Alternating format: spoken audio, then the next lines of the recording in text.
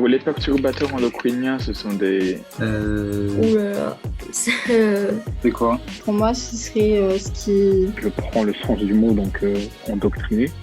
Endocrinien, Comment pardon. Je sais pas comment m'expliquer. Juste, je préfère rien dire plutôt que dire des bêtises. Les perturbateurs endocriniens, j'ai le souvenir par exemple d'avoir entendu parler quand j'étais jeune. C'est des polluants qu'on trouve dans ce qu'on mange en fait, de ce que j'en ai compris. Il y a des perturbateurs endocriniens partout, dans l'air, dans l'eau, dans la nourriture, dans la nature. La planète est contaminée, il y en a partout. Oui, on retrouve des substances perturbateurs endocriniens dans les meubles, notamment, alors évidemment les meubles en plastique, mais aussi surtout dans les meubles en aggloméré, puisque l'aggloméré, en fait, c'est des petits morceaux de bois qui sont collés, et donc il y a beaucoup de colle, et dans cette colle, on retrouve des perturbateurs endocriniens. Donc le bon geste, c'est si on achète un meuble neuf, c'est de le laisser s'aérer pendant plusieurs semaines avant de le mettre chez soi. Et puis sinon, on peut penser aussi aux meubles d'occasion. C'est très possible, oui. Du coup, le conseil, c'est de choisir un blanco à base d'eau, sans solvant et surtout sans pictogramme de danger.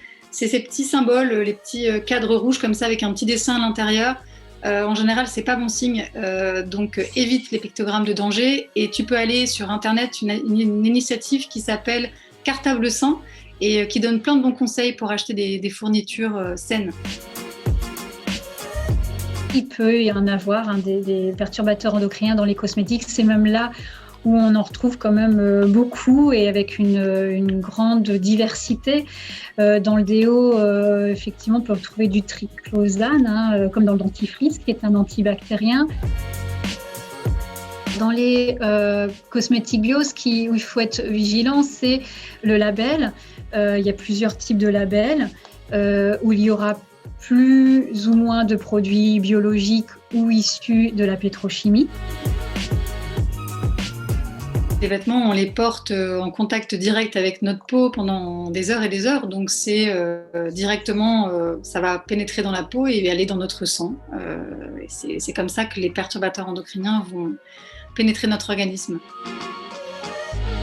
Un peu moins parce que les vêtements neufs, comme vous savez, faut laver un vêtement neuf. Faut pas le porter tout de suite parce qu'il peut y avoir des retardateurs de flamme ou des teintures chromées. Ils peuvent venir aussi de loin, donc ils vont avoir des antifongiques ou insecticides pour les protéger lors du transport. Donc un vêtement qui va être d'occasion aura été lavé plusieurs fois, donc en théorie beaucoup moins de substances.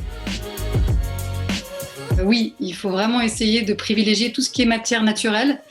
Le coton, la laine, la soie, parce que du coup il y aura moins de substances dedans, parce qu'à la base le synthétique c'est pas du tout naturel et c'est fabriqué avec encore une fois des dérivés du pétrole.